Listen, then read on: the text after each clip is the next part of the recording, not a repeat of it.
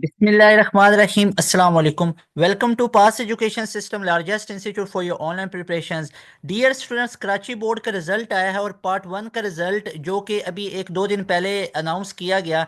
इसमें आपको कुछ स्टैट्स मैं बताता हूं कि ओवरऑल जो कराची बोर्ड का अगर मैं बात करूं ना प्रीवियस ईयर्स में भी, तो जो मैट्रिक है उसके अंदर जो ओवरऑल रेशो होती है वो काफ़ी बेहतर होती है, लेकिन जो एफएससी का रिजल्ट होता है आईसीएस को होता है वो ऑलमोस्ट इसी तरह होता है, बिलो 40% है। अगर प्री इंजीनियरिंग वालों की बात की जाए, मैं जस्ट पार्ट वन की यहाँ पे बात कर रहा हूँ, तो वो ऑलमोस्ट 33% 32% के करीब होता है। मेडिकल वाले बच्चों का ऑलमोस्ट 36% पे पासिंग रेशो चली जाती है। I am talking about passing ratios के for engineering they lie between 30 to 33%, और जो मेडिकल वाले बच्चे हैं वो 36% तक पास हो जाते हैं। आईसीएस वाले बच्चों के बीच में ये चीज़ देखी गई है कि आईसीएस वाले जो मैक्सिमम बच्चे होते हैं ना आईसीएस वाले, तो उनके अंदर जो सप्ली है उसका रेशो ज़्यादा होता है, स्पेशली फिजिक्स और मैथ के अंदर। आईसीएस वाले जो बच्चे हैं, प्री इंजीनियरिंग से भी ज़्यादा रेशो होता है सप्ली का मैथ और फिजिक्स में, आईसीएस वाले जो स्टूडेंट होते हैं। तो सबसे पहले मैं यहाँ पे आपको बताता हूँ कि इसकी रीज़न क्या है। रीज़न ये है डियर स्टूडेंट्स, ऑलवेज रिमेंबर, यहाँ पे कहीं ना कहीं पे तो मिस्टेक्स हो रही होती है कि ये रिजल्ट आता है। वाई नॉट 90%, वाई नॉट 80%, इस तरह का रिजल्ट क्यों नहीं आ रहा है? तो ये फैक्ट है, इसको हमें ख़त्म करना है। देखें, पाकिस्तान हमारा मुल्क है, इसमें जितने स्टूडेंट हैं वो हमारे स्टूडेंट हैं, हमारे भाई हैं, हमारी बहनें हैं, तो उनका रिजल्ट क्यों नहीं इंप्रूव हो रहा है? तो इसके लिए मैं आपको दो रीजंस बताता हूँ।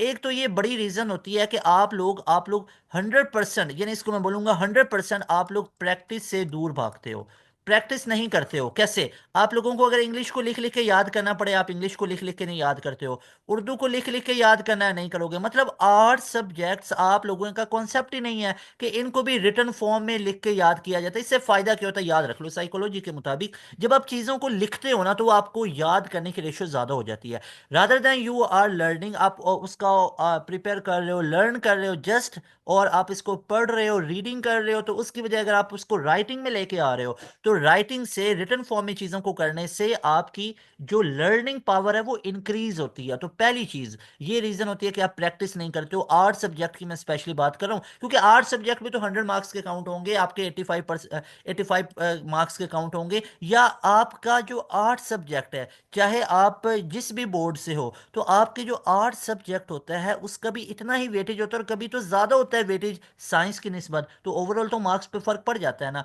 और दूसरे नंबर पे कमी ये आती है कि आप बिल्कुल रट्टा सिस्टम पे बिलीव कर रहे होते हो। तो नो डाउट मैं भी आप लोगों के साथ बोलूंगा कि रट्टा सिस्टम पे ही बिलीव करना चाहिए, लेकिन कितना करना चाहिए? जस्ट इसको 10% तक रट्टा सिस्टम को लेके आओ, 90% तक चीजों को समझ के करो। अब रट्टा तो लगाना पड़ेगा। एक बंदा ना, वो देखो वो फिलोसफर है, कोई बोलेगा नहीं नहीं sir you are wrong, 100% understanding होनी चाहिए तब जाके बच्चा ठीक है।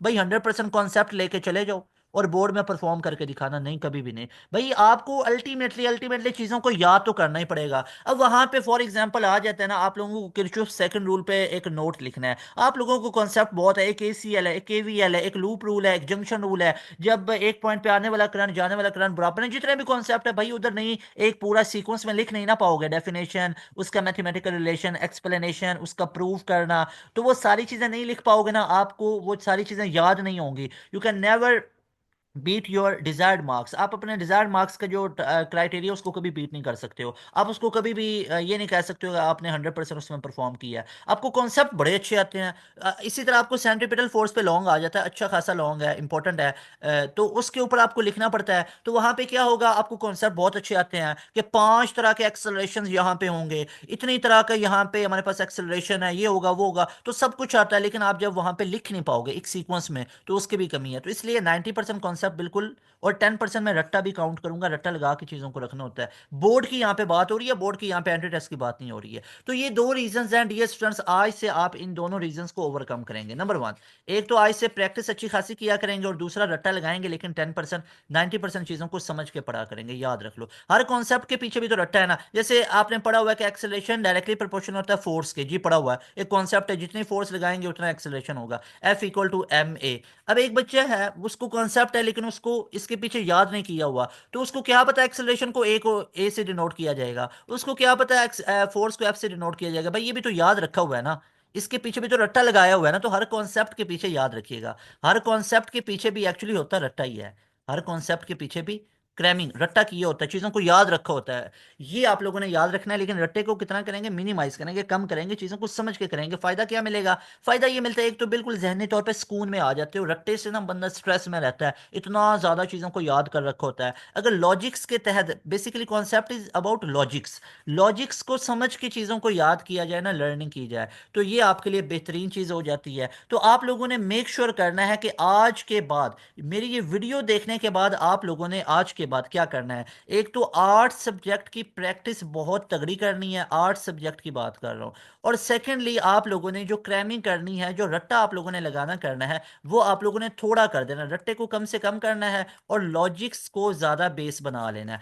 Very best wishes for all of you. I hope आप लोगों को इन तमाम चीज़ों की समझ आई होगी कि ये जो बोर्ड है, ये जो कराची बोर्ड है, इसमें हमारे पास ये, और भी अगर मैं पंजाब बोर्ड की भी बात करूं, तो यहाँ पे ओवरऑल जो पासिंग रेशियो होती है बहुत कम आती है। उसकी रीज़न ये दो मैंने आपको बता दी हुई है, मेन ये रीज़न्स होती हैं, और ऑलमोस्ट बहुत ज़्यादा रीज़न्स हैं, लेकिन जो मुझे लगता है जो मोस्ट दो इंपॉर्टेंट रीज़न्स हैं वो मैंने आपके साथ डिस्कस की हैं।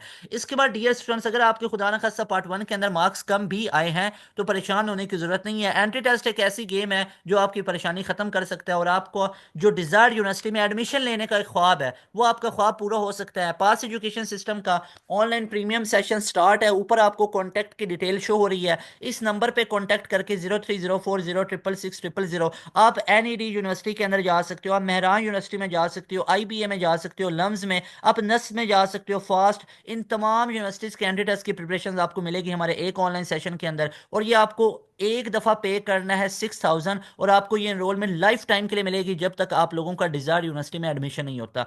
तो आप लोग बहुत खुश हो जाएंगे, आप लोगों को 100% तैयारी करवा दी जाएगी, आप लोगों को एक जहनी तौर पे सुकून हो जाएगा कि आप लोगों का अब एडमिशन वाकई में सिक्योर हो जाएगा, और आप लोगों को ये मार्क्स की जो कमी आई है, जो डेफिशिएंसी है, इसकी भी इंशाल्लाह कंपनसेशन हो जाएगी। Very best wishes for all of you. मिलते हैं नई वीडियो में, मुझे दें इजाज़त। अस्सलाम वालेकुम, अल्लाह हाफिज़।